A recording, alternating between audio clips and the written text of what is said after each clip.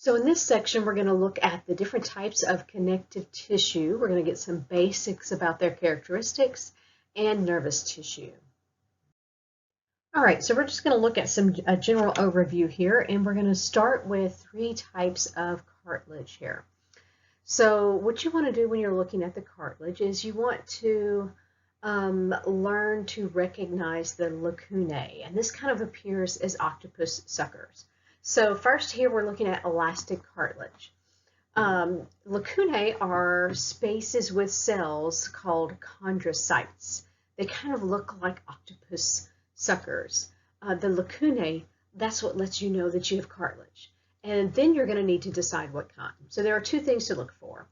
One, and there are some exceptions to this, in elastic, the lacunae is very dense. There's a lot of them in a small place. And so they're very tightly packed, especially when we compare that to like hyaline cartilage. And two, and this is a little bit better way, in the elastic matrix, and remember matrix is kind of like the jello if you had fruited jello. Every space not occupied by lacuna is very rough looking in appearance. And the elastic fiber looks like scratches, and you can see that here in this little section that I have circled. You can see those elastic fibers that it contains, and they look a bit like scratches, okay? So E for elastic, you're going to find it in the ear and epiglottis. That's one way to remember it. So dense lacunae and a very rough looking matrix. It doesn't have a nice glassy appearance. It looks scratched. So in hyaline cartilage, we have lacunae, but the matrix is a lot smoother. This has a more glassy appearance to it. It's hard to see that glassy appearance in a picture when you're not looking at the actual slide itself. It also generally has a less tightly packed lacunae. You have lots of space here between the lacunae and the chondrocytes. Most articulating joints are covered in cartilage. The meniscus, for example, is hyaline cartilage. Ribs, costal cartilage, nose. All right, and so those are some of the locations where you'll find this. So look for more spaced lacunae. It's less dense in hyaline, and you have a smoother look to the matrix than the elastic cartilage. You don't see any scratchy looking things. So fibrocartilage is the last of the three types of cartilage, which is part of our connective tissue.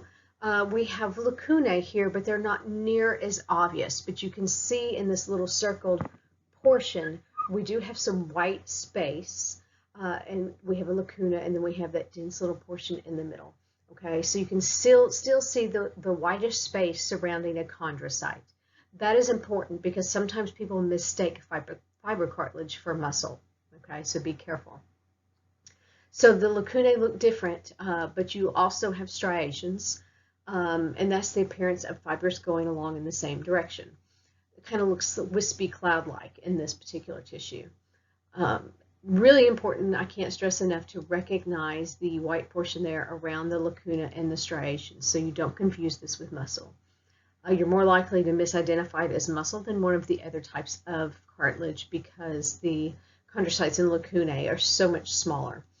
You'll find this in areas like the intervertebral disc. Those act as a cushion. Also in the pelvis at the pubic symphysis. This is where you will find it. So one of the next types of connective tissue, and as you go through your lab lessons, you're going to learn about the different types, is adipose. And this one is really easy to organize. Don't miss this one. This is actually what we call body fat, and it appears as big white blobs. Okay, there can be brown fat, but most of the time what you're going to see is white. So each white blob is a cell, and we call that an adipocyte or adipocyte. They're fat cells. They hold a large amount of fat like triglycerides, lipids, and cholesterol. So the white portion here is all the lipid. The purple dot on the exterior of the membrane here is actually the nucleus, and you can see that's pointed out here. It actually kind of gets shoved and pushed to the edges to the sides. So it's very hard to see, but some of them you can see it. You can only see the nucleus on the sides usually there. Okay, So this is pretty much found anywhere in your body that you have fat, which we know can be in lots of places. So next here, this example is one of my favorites. I will usually call it areolar. It is also called loose connective tissue, and I just think this is a very pretty tissue. It looks kind of like a spider web or a Jackson Pollock painting, and there are lots of features here that you need to know on areolar. I personally find this one pretty easy to identify. I have had some students that don't learn the features and then they struggle, but if you learn these features, it's hard to mistake this for anything else for this areolar tissue. You've got thick pink fibers, and these are collagen, or we can sometimes say collagenous, right? So the thick fibers that are more pinkish, these are going to be collagen. Then we also have some thinner fibers over here. Look on the left, you can really see the distinction of elastin, and they're more purplish, they're darker, okay? And so that we say elastic fibers or elastin, either of those words is okay. We also have cells in there. We have some mast cells, which are a type of immune cells. We have some interstitial cells, some white blood cells, different things in there, okay? So you need to be able to identify these. So typically you're going to find loose connective tissue right under epithelia, okay? Cells are definitely visible here in the matrix of this areolar tissue, and so we do say it has a matrix here as well. All right, so the next type of connective tissue that we need to focus on is dense regular connective tissue. Dense regular connective tissue. This is similar to fibrocartilage because they both have striations, but they all go in the same general direction. And you may see some cells here as I have identified here on the left, but these are not chondrocytes in lacunae. These are fibroblasts, so you don't see much white around these, all right? And so you might occasionally see white near one, but if you look the overall appearance, these don't have white. And so sometimes you might want to zoom in close to look at those and to be able to distinguish, are these fibroblasts or are these chondrocytes, okay? So they won't have the white surrounding them. They'll just look kind of like purple blobs. You find this in different tendons and ligaments and where things need to be very strong. This is a very strong type of tissue. So you may not realize that blood is actually a type of connective tissue here. This one really should be one of the easiest to identify. This isn't the clearest picture, but you can see lots of these. They look purple from the stain. Red circles, those are what we call erythrocytes, or red blood cells. And I'm talking about the ones that we have the most of. All of these here, these are little red blood cells. They're biconcave disc, all right? We do also have some white blood cells here. We have leukocytes. These are all white blood cells or leukocytes, and they are typically larger than the red blood cells.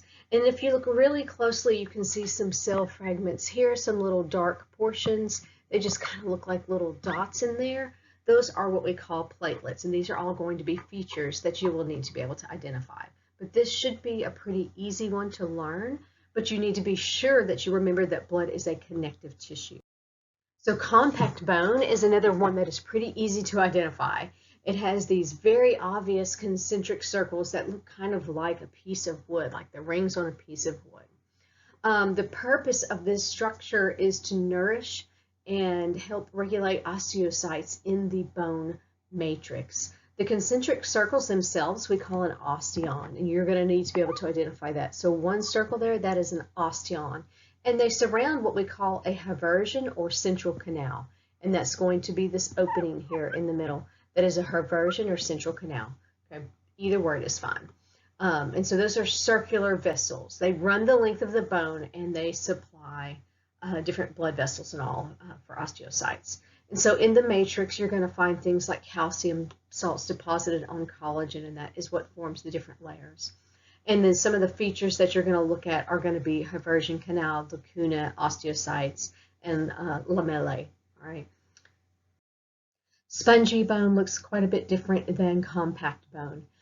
You've got empty spaces that are large marrow cavities. There should be an M there, a large marrow cavity.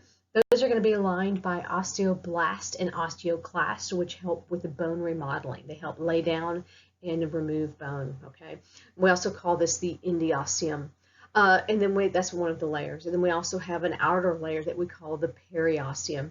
And so you will have to look at a few of these slides, but it is still pretty easy to recognize there as spongy bone, because spongy bone is kind of like a sponge. It's got lots of openings and hollow chambers in it for the marrow.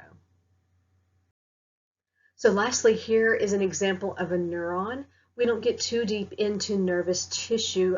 When you look at the website, when you do your assignment, there are lots of other slides of nervous tissue, and we just really want to learn the basics. So we're going to learn how to identify a neuron, the cell body of the neuron, which is going to be this main portion here. So a neuron here, and there's lots of different types and shapes of neurons, but it has what we call dendrites,